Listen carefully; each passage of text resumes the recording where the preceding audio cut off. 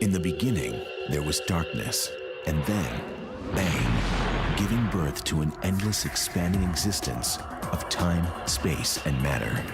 Now see further than we've ever imagined, beyond the limits of our existence, in a place we call the universe. Are we alone? Or is there another Earth-like planet somewhere in the universe? We have a fantastic goal yet for the next generation, which is to find planets that remind us of home. I believe we're right on the brink of having the technological capability to actually answer a question that humanity has been asking itself for the last 2,000 years. Another Earth could be as close as our nearest star system. We're right on the threshold of being able to find these planets. There could be twisted Earths under bizarre suns. Can we find these other Earths as they float hidden in the billions of stars and trillions of planets of the universe?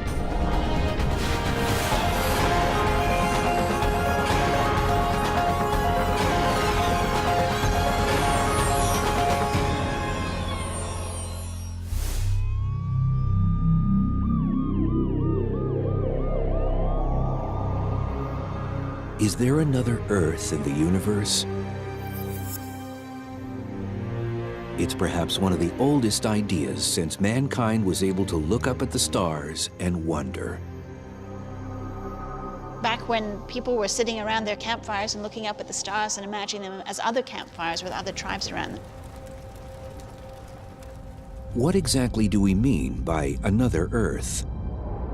It should support Earth-like life. When you boil it down, life needs three very basic things to exist. It needs a liquid medium of some sort to do its chemical reactions in.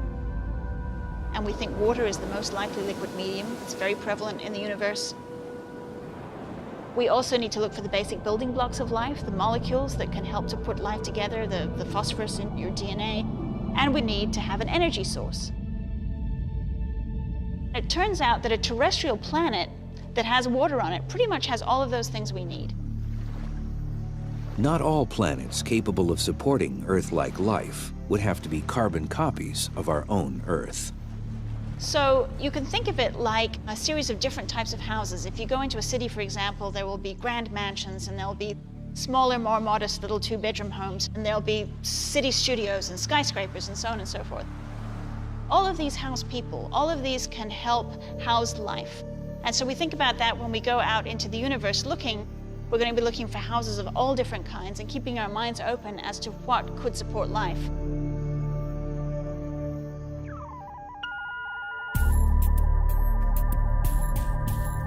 Astronomers have found over 300 exoplanets, that is, planets outside our solar system. The vast majority are gas giants, which are easier to find than small terrestrial planets like our Earth. To build instruments to analyze those Earth-like planets, we have to anticipate ahead of time what the chemicals might be in that Earth-like atmosphere. For that reason, we need theory, we need models. Victoria Meadows is in the planet modeling business. She heads up the Virtual Planet Laboratory at Seattle's University of Washington. The group, spread across institutions around the country, builds worlds that may exist in the yet unexplored universe. The Virtual Planetary Laboratory allows us to simulate what planets might look like from space and what their environments might be like in advance of actually discovering these things out there in the universe. So it allows us to explore what planets might be like. In the Virtual Planet Lab, fantastic worlds can be built, like a science fiction novelist with a supercomputer as a writing partner. So we can take something that's like the Earth, but we whip away the sun, and we replace it with a star of different size and temperature. So what we've done with the Virtual Planetary Laboratory is modeled planets that started out as Earth-like and put them around stars that were much hotter with much stronger UV radiation, for example, than our own sun. The models can produce bizarre alternate Earths filled with plants that are bright red, orange, or even pitch black. Photosynthesis can vary greatly depending on the light of the star that's shining on it. Planets around F stars, for example, where the light from the star is much bluer, the plants there will tend to absorb more blue light, and so those plants could potentially be more likely to reflect red, orange, and yellow light, and so will appear red, orange, and yellow to us. Plants on a world around weaker stars could evolve their coloration to use every bit of energy falling on them. If you go down to much cooler stars than our sun, to M stars, plants on planets around M stars might in fact be black because they want to absorb as much light as possible to do their photosynthesis and to feed. And then there's the water world planet, a theoretical Earth circling a volatile M-type star that constantly hits the planet with outbursts of deadly radiation. And how does life cope on the surface of that planet? Is it possible to have life even when you have a flaring M star? It turns out that you can actually live about 9 meters underwater on a planet around an M star and still escape the worst of the flares, but still have enough light to be able to do photosynthesis and to survive. Everything looks good from here. And as future exploration missions are being drawn up, many scientists are focusing on what it would take to detect the byproducts of life on a distant planet. Life produces gases. Life stinks. You can smell it. And we're going to look for those gases with these high-resolution spectrometers. So what we really need to do is take the light from another Earth-like planet and analyze it to find out what the chemical composition of that atmosphere is. Finding the locations of planets is something that UC Berkeley astronomer Jeff Marcy is very good at. He and his astronomy colleague, Paul Butler, are credited with finding more exoplanets than anyone else. A planet that's farther from its host star will be very cool. And so there's a domain in between that we sometimes call the Goldilocks zone or the habitable zone, where the temperature is just right. And by just right, I mean lukewarm so that water would be in liquid form. And of course, it's liquid water that's the prerequisite for life. When we look at other planets and we ask, could there be life on other planets? My first question is, could that planet support liquid water? Yes, I'm interested. No, I'm not interested. It all comes down to show me the water. Water is an amazing substance. We are frankly fortunate that the universe has something called water. It's the great cosmic cocktail mixer. Water is the critical stuff that allows the chemical reactions to take place that eventually lead to life. But this special zone where liquid water can exist varies from place to place. If a star is a hot O type, the zone will be farther out from a sun. If it's a cool M type, the zone will be closer in. And it even changes with time. Stars are not stable. Even our own comfy habitable zone here on Earth will change in a few million years when our sun grows older and much hotter.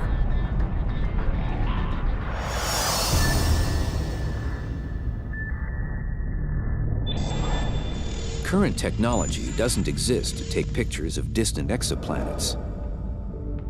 So astronomers use the solar system star as a sort of proxy for a planet, since both were formed from the same planetary disk of material. How do we know what a star is made out of? We don't go there and sample it. Your experiment would melt.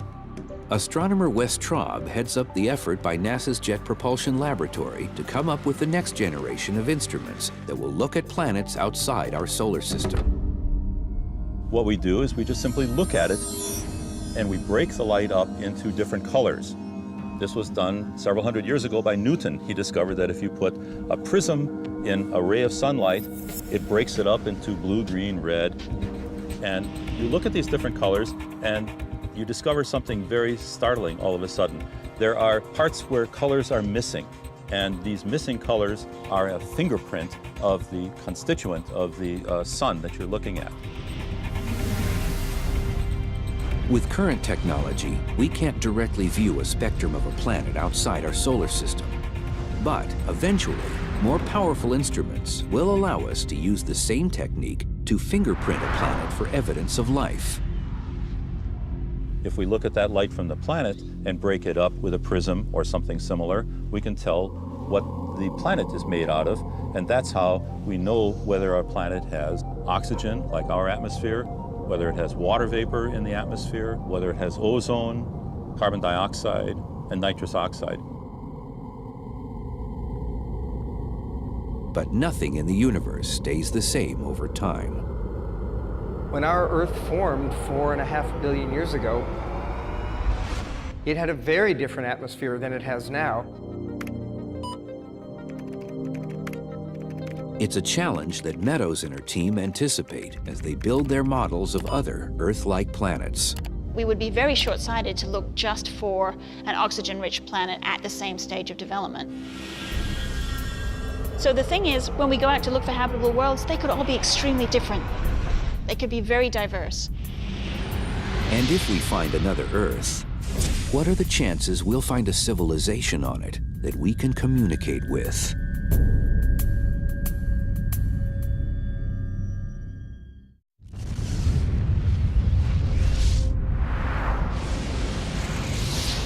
What's the number of intelligent civilizations that might exist on other Earths in the universe? What would have to go into such a calculation? How many stars are there? How many of those stars have planets? How many of those planets are close enough to have water? And on and on. That's a problem that astronomers Carl Sagan and Frank Drake took on decades ago. Drake came up with an equation that estimated that up to 1 million civilizations may exist in just our Milky Way alone. The Drake equation is this series of numbers that are trying to be put together in such a way to give us a kind of way of even closely estimating how many other intelligent civilizations are out there.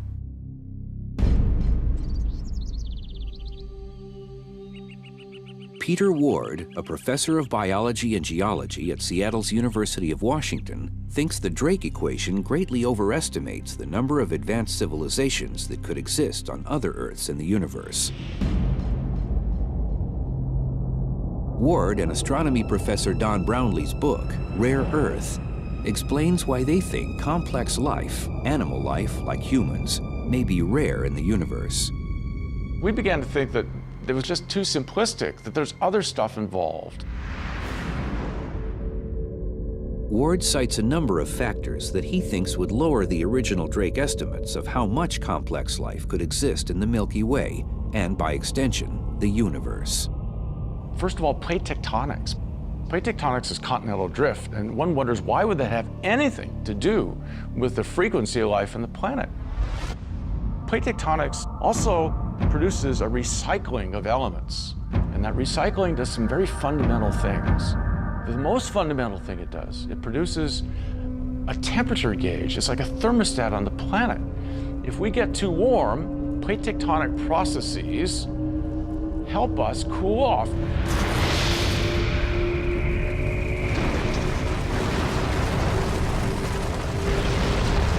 Then there's the presence of metal on the planet. Secondly, if you want to be an intelligent civilization, you better have metal. Metal's hard to find on a planet like Mars or Venus. But plate tectonics rotates everything, causes cracks, up come the heavy metals. What else do we need? We need a good Jupiter. Having a gas giant like Jupiter, with its strong gravitational pull and the outer reaches of a solar system, protects the inner planets, those potential Earths, from frequent catastrophic impacts. And the reason is those Jupiters sweep up gravitationally the asteroids and the comets, flinging them away, allowing the Earth to survive without so many impacts by that debris. And so it's those protective Jupiters that allow life to proceed without impacts by these asteroids and comets that would cause mass extinctions, as indeed happened to the dinosaurs. 65 million years ago, an asteroid hit Earth and wiped out most of the dinosaurs on the planet. Those dinosaurs went out because Jupiter failed on the job and should have been fired. Bad Jupiter that day. It let one of these asteroids sweep by, but we've seen what it usually does. Comet Shoemaker-Levy that smashed into Jupiter at the last part of the last century. That's what Jupiter generally does. So good Jupiters are good things to have, and you can make equations for this. When considering the habitability of planets, most astronomers place great emphasis on finding worlds in the habitable zone around a star. But Ward and his co-author believe that a planet's position within the larger galaxy is also critical. So that's why we have defined, or did define, something we call the galactic habitable zone. That area within a galaxy, not too close, not too far. It's a Goldilocks area within our galaxy that's just right. They came up with 9 factors that make up a so-called galactic habitable zone.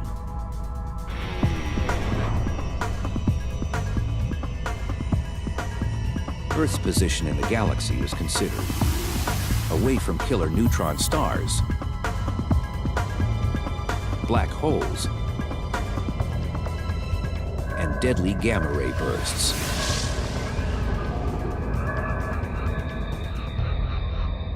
They included the percentage of stars that have planets and the percentage that have microbial life. They even estimated how often planets might have all their life extinguished. Earth itself may have narrowly missed such an event in 1998. Then, a high-density star called a magnetar burped out a flare of deadly gamma rays, unleashing as much energy in 0.2 of a second as the sun will put out in the next 100,000 years. Luckily, the magnetar was located 20,000 light-years away from Earth. A really good question would be to ask, what would have happened had that magnetar that burped not been 20,000 light-years away, but 10,000 light-years away? Could there be a case where we had something within a few hundred light-years? If that were the case, new calculations suggest it could punch our atmosphere off, woof, in one burst. And you go, I can't breathe. Now that's catastrophic, and that is totally possible. Humans may be just a cosmic fluke in the universe. The optimistic assumptions of the Drake equation may just not hold up with what astronomers have learned in the past decades. The Drake equation was a fantastic construct, but it was done in the 1960s. We know so much more now. So we've added in stuff that wasn't known then. And I think it makes it more accurate. But ultimately, it also brings down the numbers. And the million civilizations, I do not think can be supported by current understanding. So how many other Earths supporting advanced civilizations does he think may exist in our Milky Way? I've been asked over and over to make a prediction, and I'd say, well, we know it's at least one. It's more than one, I think. But I think it's more than one, but way less than 1 million. Locating another civilization may happen as astronomers concentrate on looking for other Earth-like planets. But finding those Earths in the first place is a huge technical challenge for scientists. Unlike the stars that have been cataloged, planets can't be seen using current technology. A planet, when examined from light years away, is almost on top of its sun as viewed from outside our solar system. And to make matters worse, an Earth-like planet, even one many times larger than our Earth, reflects only an infinitesimal amount of light compared to its star. So here we have a bright star and a planet which is 10 billion times fainter. It's hard to imagine what 10 billion times really is, but the way many of us think of this is, suppose you have a firefly, a very small firefly, a very weak light, and suppose that firefly is orbiting around or flying around a lighthouse. And suppose you're trying to look at this firefly flying around this lighthouse from 3,000 miles away. That's something what it's like. Let's assume you could find that speck of a firefly from across the country, and then you had to figure out what that firefly is breathing by analyzing the gas it's exhaling. That's the challenge that faces an astronomer who first has to find a planet, then figure out how Earth-like its atmosphere is. But astronomers have figured out indirect ways to find extrasolar planets. If that were the star and very bright, and this were the planet, and it moved in front of that star, the star would get dimmer, and you would notice that. It's called the transit method of discovering a planet, since it depends on seeing the travel or transit of a planet across a distant star. The amount of light it blocks when it's in front tells us how big the planet is. So we use that to understand, is it a small planet like Mercury, a planet like the Earth, or a huge giant like that of Jupiter. And we use the orbital period and the temperature of the star to tell us if it's in the habitable zone. The orbital period is how long a planet takes to go around its star. Then it would go on its way and come back again a year later and do it over again. When that period is combined with the type and size of the star, the information will tell scientists if the planets that are found are potentially in a habitable zone. The transit method works if the observer or the telescope is in the same plane as the star and its planets. But if you're above or below the system, another technique called the radial velocity method might be used.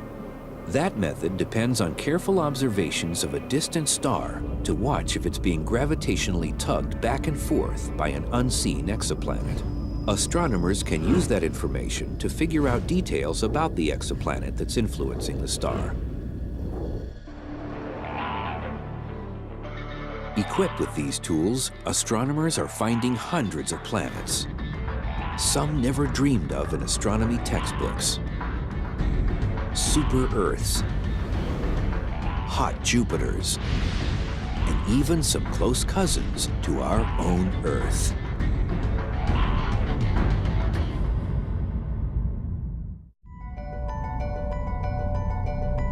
In the search for other Earths in the billions of stars in the universe, astronomers have found a relationship between the composition of a star and the probability that it may have planets, both Earth-like and otherwise. The stars that have heavier elements in them, the iron and the nickel and the silicon, have heavier elements for a good reason. Those stars formed out of molecular clouds in the Milky Way galaxy that collapsed down to form the star, and in so doing, left some placental material around them that eventually coagulated into the planets. So it makes sense that stars that formed with lots of heavy elements will form planets that also have lots of heavier elements. Astronomers call the proportion of heavy elements in a star its metallicity. But that doesn't necessarily mean it has a lot of metal in the conventional sense.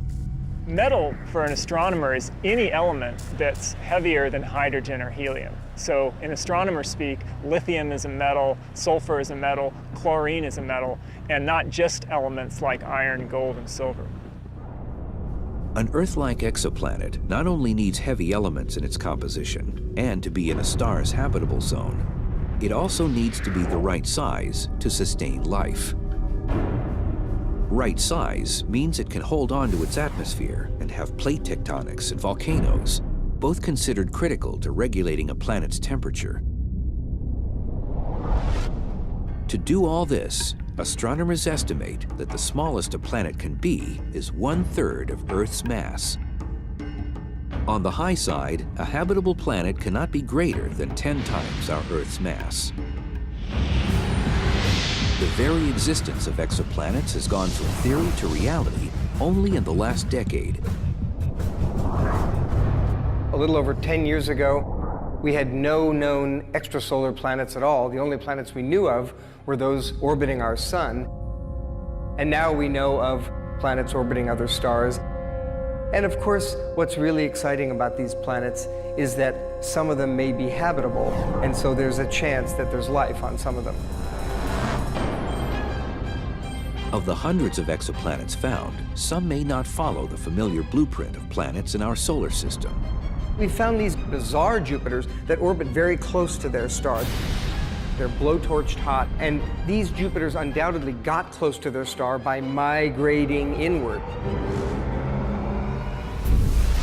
Sometimes the formation of a Jupiter-mass planet can be kind of a death knell for terrestrial planets in the system. And what if we had been unlucky enough to have such a Jupiter in our solar system?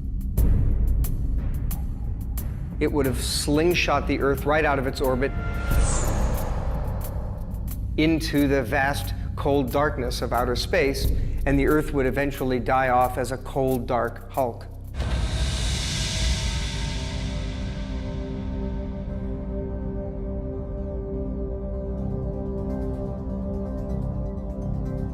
Over 300 exoplanets have been discovered, and more are being found all the time.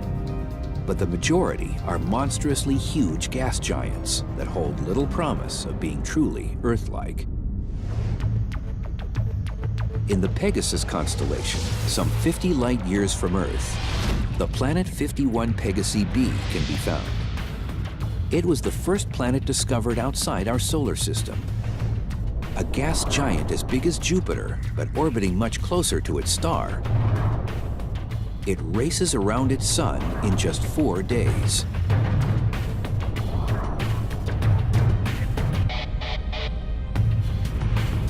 The planet 70 Virginis b is even farther away than Pegasi, at 60 light-years. It's 7.5 times as massive as our Jupiter. At first, it was believed to be in the habitable zone of the star, so it was nicknamed Goldilocks. Later calculations showed that it had an eccentric orbit that brought it to within 27 million miles of its sun, which is roasting hot, so it's no longer considered to be in a habitable range. The massive gas giant Trace 4 is over 1.5 times the diameter of our Jupiter, making it the largest planet found so far. It's 1,400 light-years from Earth. This gas giant, even though it's much larger than Jupiter, only has a little over 3/4 of its mass. It's a hot Jupiter, zooming around its sun in only 3.5 days.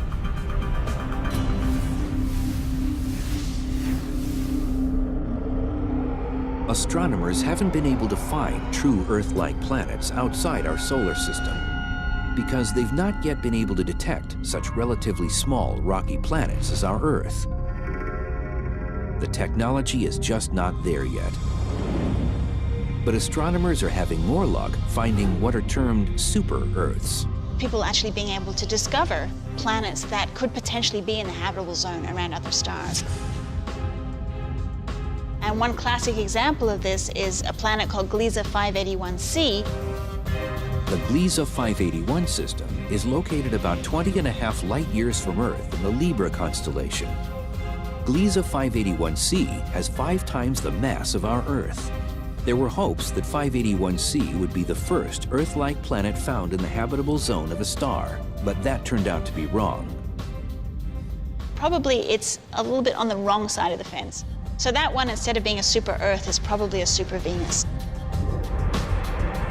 It's like our own Venus, way on the hot side, with possible 600-degree temperatures, but also more massive than Venus. But Gliese 581c has a relative a little farther out and cooler. It's named Gliese 581d. And this one is at the far back end of the habitable zone, where it's quite cold. When you initially look at it, you think, well, maybe that's a bit too cold. But it turns out that if the planet potentially has enough greenhouse gases, it might be possible to make that planet warm. Another promising Earth-like planet may be HD 69830d. This is a big planet, 17 times the size of our Earth. It's about 42 light-years away from our solar system in the constellation Puppis, HD 69830D is a potential planet where life could form because it has approximately the right temperature. The planet could have a temperature between that of Venus and Earth, and it has a close to circular orbit, meaning it won't get toasted by close encounters with the star it's orbiting. So you can have liquid water. The mass of the planet is maybe not so good. It's about 17 times the mass of the Earth, which could be a solid ball of rock, or it could also be a gas ball like Neptune in our solar system. When NASA's able to fly future planet-finding missions, it's expected that astronomers will be able to get a spectrum that will give us much more information about the composition of the planet. They may be able to figure out if the planet has a solid surface, or that it's a water world, or perhaps something else entirely. The search for other Earths has taken astronomers light years from our neighborhood in space. But could another Earth exist in our own solar system?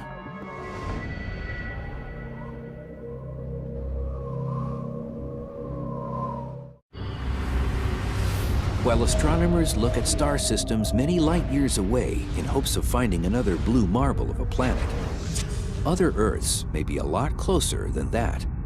So imagine going back 3.5 billion years ago and visiting our solar system. You'd have seen 2 blue marbles here.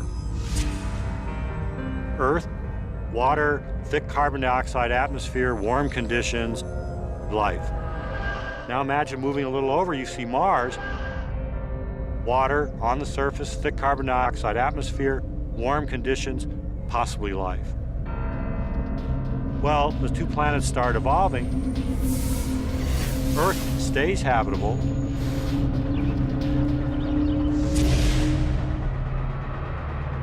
Mars doesn't. Both Venus and Mars are just on the edge of the Goldilocks zone of habitability. Both may be cases of failed Earths. Once you fall off that path, you may never be able to come back. Mars is a lesson for what you need to maintain habitability for a long time. And the answer, we think, turns out to be big. You have to be as big as the Earth to maintain habitability for a long time. Mars is too small. Being too small, it has no way to recycle its elements and has no way to hold on to its atmosphere for a long time. So size matters. And while Mars is now too cold, Venus, our other would-be Earth, has the opposite problem. It's too hot. It was a little bit too close to its star, too close to the sun. It got hot and it stayed hot. And so all the carbon dioxide, the CO2 and so on, that formed on Earth, formed also on Venus. But on Earth, it was incorporated into rocks. On Venus, it stayed in the atmosphere. And the atmosphere basically is global warming to the nth degree. Sunlight comes in and it just doesn't leave. That planet is like the inside of a pizza oven. Venus failed because it was born in the wrong place. Mars failed because it was born the wrong size. So we have an interesting story here, Venus, Earth, and Mars. Venus is in the wrong place. Mars is the wrong size. Earth is the right place and the right size. So if the planets in our solar system aren't great candidates for being Earth-like, our closest galactic neighbor, Alpha Centauri, may harbor an Earth-like planet. At a little over 4 light years away, in galactic terms, it's next door. I think that there's a good chance that Earth-like planets are orbiting around either one or both stars in the Alpha Centauri system. Astronomer Greg Laughlin has done computer modeling to show that Earth-like planets should exist in the system. There's a number of reasons why Alpha Centauri is the best star in the sky for hunting for Earths. Alpha Centauri is very close by. Alpha Centauri has 2 sun-like stars. Alpha Centauri has a large quantity of the kinds of heavy elements that go into building planets. How close is the Alpha Centauri system to us? First imagine shrinking our sun down to the size of a grain of sand.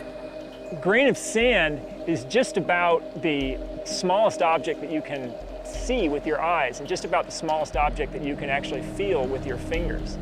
And at the scale where the sun is the size of a grain of sand, the Alpha Centauri system is 3 more sand grains placed about 5 miles away. Now, if we wanted to get a similarly good system to Alpha Centauri, we'd have to actually go all the way over the horizon to find another stellar system that's good. And it turns out that the stars of the Alpha Centauri system should have plenty of raw materials to make planets out of. Alpha Centauri has a higher metallicity than our own sun does, and that implies that planet formation was a process that took place relatively easily in that system. And last but not least, Alpha Centauri's 2 main stars provide an additional benefit. The initial indications show that there are no Jupiter-mass planets in the Alpha Centauri system. That makes it more straightforward for terrestrial planets to form around either or both of the stars. That's because large gas giants form around cores of ice that are as big as our entire Earth. So these giants need a lot of cold space to form these cores. Think of how far out Jupiter is from our sun. However, when you have 2 stars with overlapping orbits in a system like Alpha Centauri, there isn't a space in the system that's big enough and cold enough to allow the formation of these gas giants. So we expect that the planets that exist in the Alpha Centauri system, if they're there, they're terrestrial planets like the Earth or Mars or Venus. They're not gas giant planets like Jupiter or Saturn. What if we could actually survey how many Earths are in our part of the universe? What if we could peer directly into the atmosphere of another Earth that was light years away?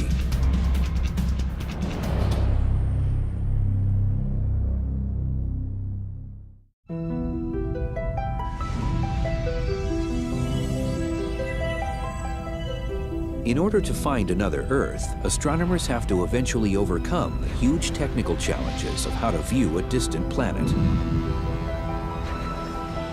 It's a problem that NASA has tackled much like the race for the moon, with plans that stretch out over decades.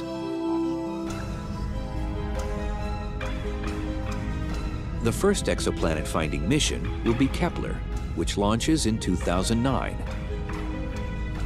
The NASA Survey Project is named after the 17th century astronomer Johannes Kepler, who discovered the laws of planetary motion. What Kepler will do is so utterly simple and yet extraordinarily powerful, it brings tears to my eyes.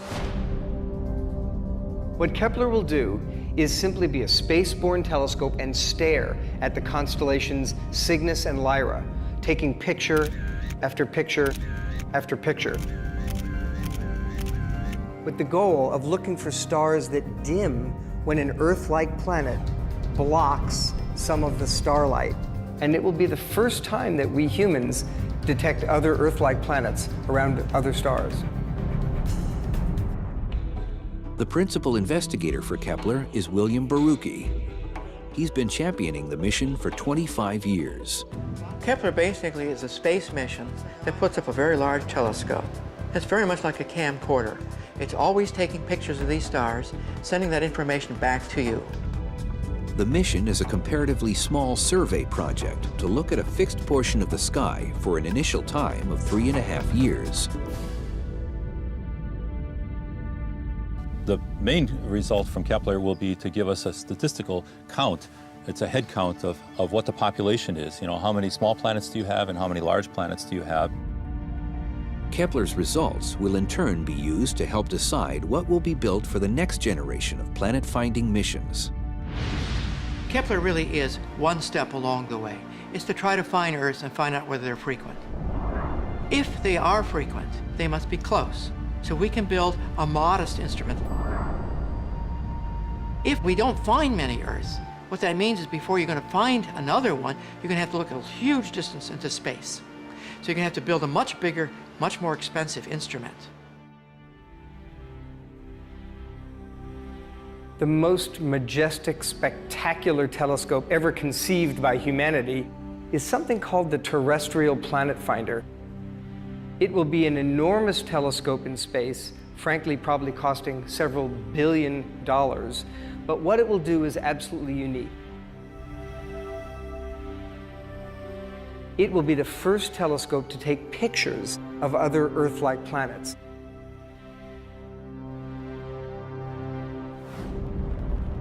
To directly view a planet outside our solar system, a whole new telescope technology is being developed. To construct the Terrestrial Planet Finder that will image Earths against the glare of their host stars, we need some entirely new optical technology, a technology that frankly we haven't invented yet. The frustration is just palpable that we actually know vaguely how to detect other Earths, but we don't know exactly how to build the optics to do so. NASA envisions the Terrestrial Planet Finder as a suite of two very different but complementary advanced concept telescopes.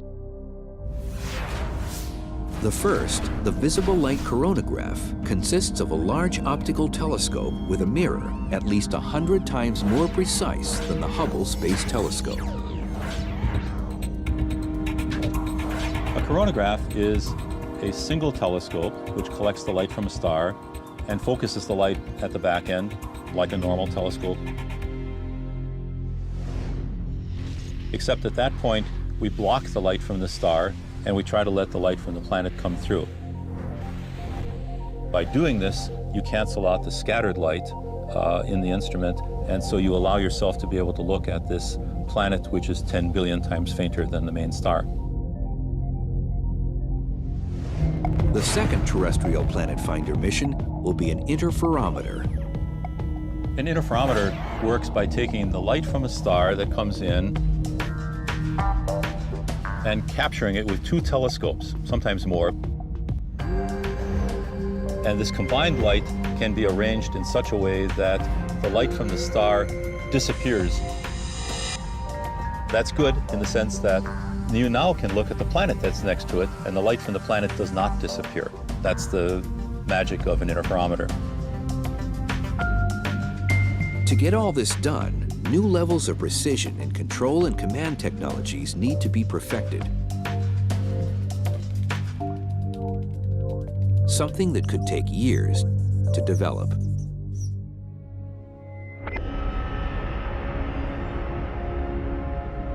The quest for the Holy Grail of astronomy, another Earth outside our solar system, has pushed scientists to speculate about how such a discovery could affect us. I think if we find another Earth out there, that's going to have an enormous impact on society. I think to know that we are not alone, that we are one of many potential sites for life, I think will cause a huge paradigm shift in people's thinking. But there's also the possibility that we may be unique in the universe, and that we may well find Earth-like planets, but no intelligent beings on them. We have to remember something a little sobering.